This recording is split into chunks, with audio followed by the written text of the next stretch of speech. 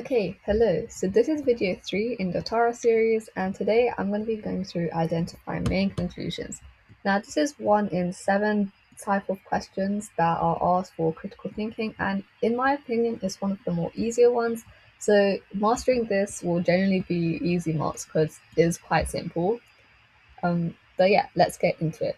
So, identifying conclusions. So, the basics of this question is just choosing an option which will express the conclusion of the argument.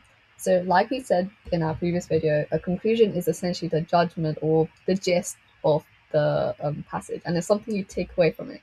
And for these questions, conclusions are in the passage. So, this is just a matter of fact of reading well and remembering that conclusions do not always appear at the end and they can appear anywhere. So, in my little example, Tom has been staying up late every night to revise, but he's exhausted during the day. He should get more sleep if he wants to perform well in his exams, and there are 5 different options. So, Tom has been staying up late every night, Tom is exhausted during the day, Tom wants to perform well in his exams, Tom should get more sleep, and Tom is revising for his exams.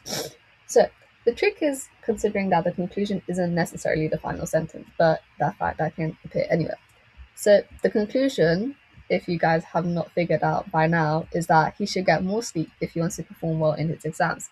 Now, the other statements are useful because they do kind of support that conclusion, but they're not really the point that the argument is trying to establish. And I think a really useful way of approaching this is asking yourself, what's everything else trying to prove? And that is your conclusion.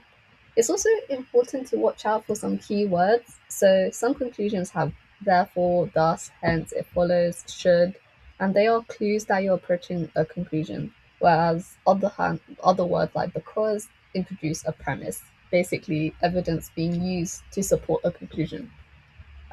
So yeah, that's quite a simple question. So let's go to the actual Torah exam. So this is from the TSA paper, I will say, and it's from the 2001. So apply this to a proper question, and you can see that this passage is longer compared to my more simpler question. But reading it, sometimes poverty is defined in relation to average income. For example, people may be said to be poor if their income is less than 60% of the average income for the population. This is not a legitimate definition because it is a measure of inequality rather than poverty. This is obvious if you consider the consequences of using the definition. It means that a huge pay rise for middle managers automatically throws some people into poverty, even though their income has not changed. On the other hand, the definition implies that where almost everyone is starving, no one is poor. So which of the following best expresses the main conclusion of the argument? A. Having a relatively low income is not the same as being poor. B. It is impossible to find an appropriate definition of poverty. C. It is wrong to define poverty in relation to average income. D. A huge pay rise for middle managers make other people poor. And E. There's no inequality in a society where most people are starving. So the passage argues essentially against defining poverty simply as having an income before 60% if you look at the arguments and the reasoning, because the definition can change where someone's poverty status is, even though their own income has not changed.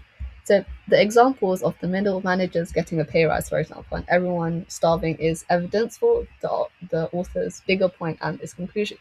So if you haven't figured it out already, the best one is C, because the key is essentially not getting distracted by what other sentence sounds most dramatic.